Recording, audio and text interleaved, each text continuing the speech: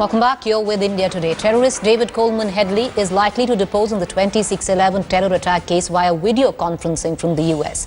The Mumbai Police may secure his deposition to make a watertight case against arrested LET terrorist Abu Jundal, who is facing terror trial.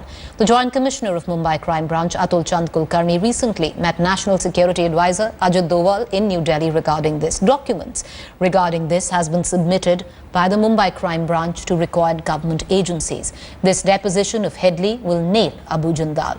The Mumbai Police have a voice recording to show Ansari was in the Lashkar control room in Karachi at the time of the November 2008 attacks. During his questioning in 2012, Ansari had identified Headley in a photograph. In 2010, Headley pleaded guilty to his role in 26/11, admitting he had carried out a reconnaissance mission. Headley was questioned by a national investigation agency team that flew to the United States. Ansari had named Major Iqbal, Major Samir Ali and Colonel Shah, all coded identities of officers believed to be with the Pakistan Army. In a statement to NIA, Headley had named the same set of officers. Mumbai Police say that this is part that needs to be probed and requires fresh questioning of Headley. All right, let's cut across to our Mumbai Bureau Chief Sahil Joshi, as well as for a larger perspective, Strategic Affairs Editor Gaurav Sawant. Sahil, would you give us the details of this interrogation by video conferencing that has been shot and what it will achieve?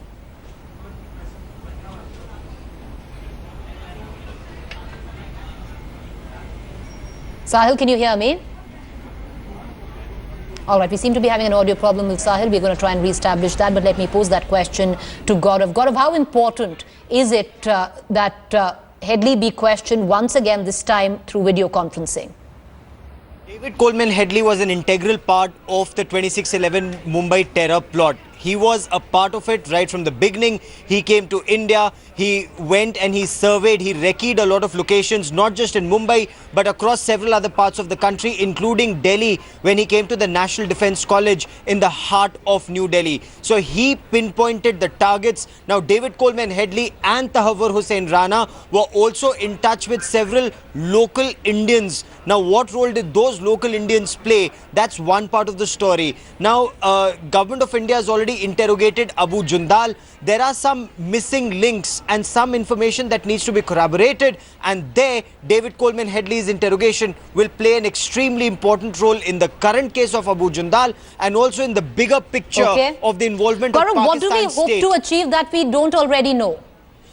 You know, corroborating information and that bigger picture, Preeti, of the involvement of Pakistani state. So we know there's a Major Salim Ali, we know there's a Colonel Shah. There are 9 other officers of Pakistan Army, ISI, some serving, some retired, who have been mentioned in David Coleman Headley's testimony in that Chicago courthouse when there was a federal trial of Tahawwur Hussain Rana. So there's a lot of information that can be corroborated to know the involvement of Pakistani state, not restricted to Zakir Rahman Lakwi, but Hafiz Saeed and officers of Pakistan Army. You know, stay with me, Gaurav. We're going to come right back to you. Let's bring in Sahil Joshi, who's of course been tracking the case very closely. He's our Mumbai Bureau Chief. He's joining us live right now. You know, Sahil, that's what Gaurav was stating, the importance of questioning David Coleman Headley right now through video conferencing could actually lead to a lot more than what we've known in the recent past. And this is something that the NI has been working towards over the years. Absolutely, Preeti. But as far as the Mumbai Police's case is concerned, David Coleman Headley's testimony will definitely help to nail Abu Jundal in the court, because they are running the case against Abu Jundal as well.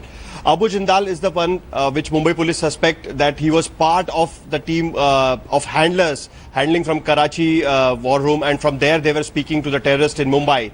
They have the conversation between the terrorist and the handlers. They knew that Abu Jundal was in that particular room. They have identified his voice samples, but they wanted to know how he was involved in that, because David Coleman Headley was also part of the whole conspiracy. He was the one who actually conducted the recce across Mumbai at various positions. He video shoot most of the positions which were attacked during 26/11 terrorist attack. So he knows a lot of things about Abu Jundal's involvement in the whole case, and that is the reason why his collaborating what Abu Jundal has told police in the court is important for Mumbai Police's case. It could clearly help join a lot of dots there, Gaurav. How was this deposition garnered?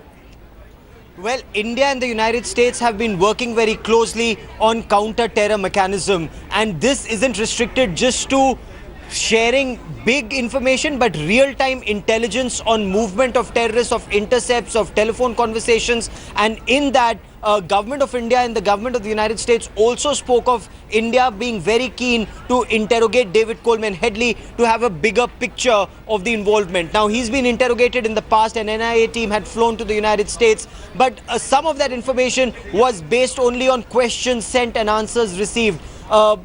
Ajit Doval, as our national security advisor, and his American counterpart, they've worked very closely on direct interrogation of David Coleman Headley for India to be able to move forward for a closure in 26/11 and for that bigger picture on Pakistan-sponsored terror in India.